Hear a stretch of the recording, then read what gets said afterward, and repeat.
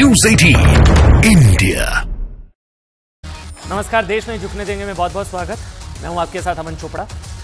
आज पूरे देश में 23 साल के क्रिकेटर ध्रुव जुरेल की चर्चा हो रही है, जो रांची में अपने करियर का दूसरा ही टेस्ट मैच खेल रहे थे और इस मैच में उन्होंने अपने शानदार प्रदर्शन से न सिर्फ भारत को इंग्लैंड के खिलाफ जीत दिलाई बल्कि प्लेयर ऑफ द मैच भी बने। ध्रुव जुरेल के पिता भारतीय सेना में हवलदार थे, जिन्होंने करगिल की लड़ाई भी लड़ी। उनके पास इतना पैसा नहीं था कि वो ध्रुव को विदेशों में ट्रेनिंग कराते। ध्रुव क्रिकेट खेल सकें, इसके लिए उनकी मां ने अपने जेवर तक बेच दिए। ध्रुव जुरेल। लेकिन आज देश में एक और ध्रुव की भी चर्चा हो रही है, जिसके पास विदेशों में जाकर पढ़ने का, वहां रहने का, वहां बसने का मौका था। लेकिन उसमें कोई बुराई नहीं। लेकिन बात यह है कि वामपंथियों, देश विरोधियों और चीन के पेरोल पर काम करने वाले गैंग के लिए यह ध्रुव तारा इन दिनों आंखों का तारा बना हुआ है, जिसके मुताबिक आपका, हमारा, अपना भारत अब तानाशाही वाला देश बनकर रह गया। और उसके शब्दों में कहें तो तानाशाही वाला देश बन चुका है।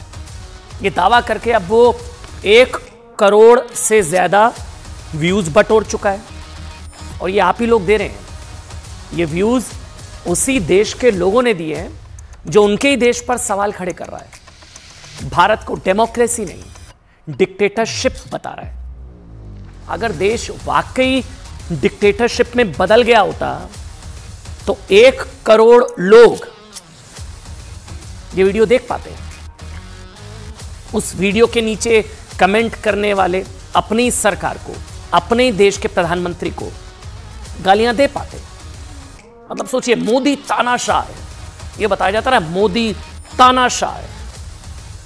एक दिन में किलो किलो गालियां खाने वाला इकलौता डिक्टेटर होगा अगर मोदी डिक्टेटर है।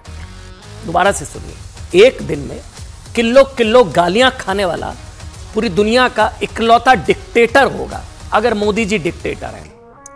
वो याद है, मोदी तेरी कब्र खुदेगी से लेकर इंदिरा ठोक दी, मोदी क्या चीज है, ऐसी धमकियां सुनने सहने वाला इकलौता डिक्टेटर होगा ये।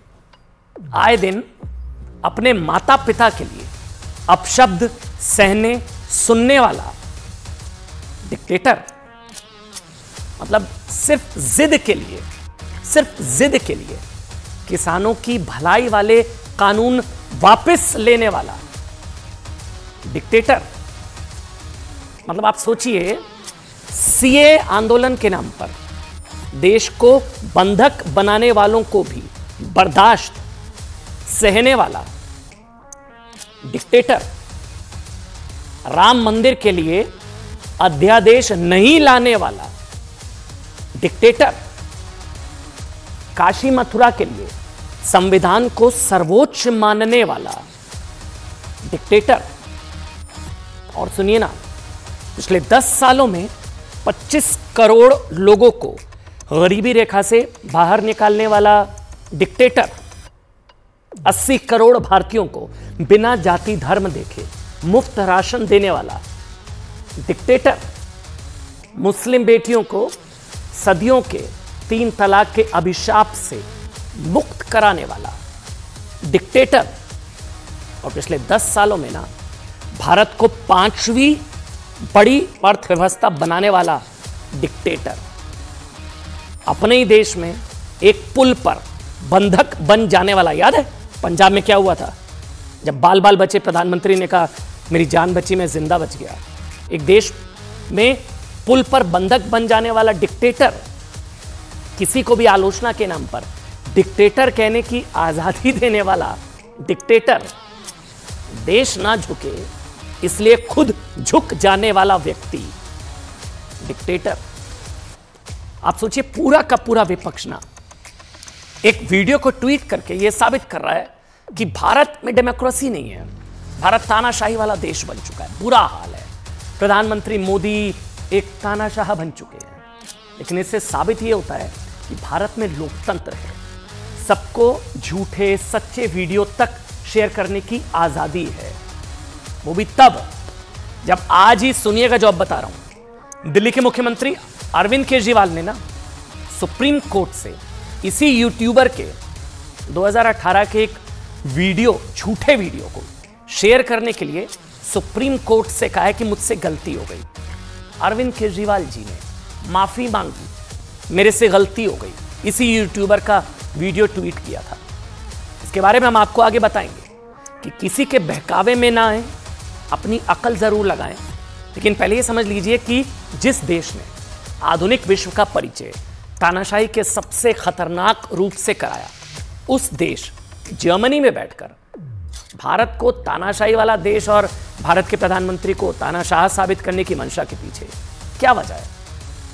सिर्फ इतनी वजह है, भारत की इमेज को डेंट किया जाए। बढ़ता भारत इनसे पछता नहीं है। जिस जर्मनी की अर्थव्यवस्था को भी पीछे छोड़कर जो भारत दुनिया की तीसरी सबसे बड़ी अर्थव्यवस्था बनने वाला है ना, उन भारत के लोगों को कैसे भड़काया जाए। जिस यूट्यूबर की हम बात कर रहे हैं ना, वो इस वीडियो में भारत की तुलना उत्तर कोरिया, नॉर्थ कोरिया से, रशिया से तो करता है और हमारे भारत के लोग लाइक देते हैं, लेकिन अपने वैचारिक गुरुओं चीन और पाकिस्तान का नाम नहीं लेता। वो पाकिस्तान जहां सेना कैसे चुनावों को हाईजैक करती है, ये हम सबने अभी पिछले हफ्ते ही देखा है ना। वो पाकिस्तान जहां एक पूर्व प्रधानमंत्री को फांसी देने की तैयारी की जा रही है। चीन जहां के राष्ट्रपति का विरोध करना सीधे मौत को दावत देना होता है।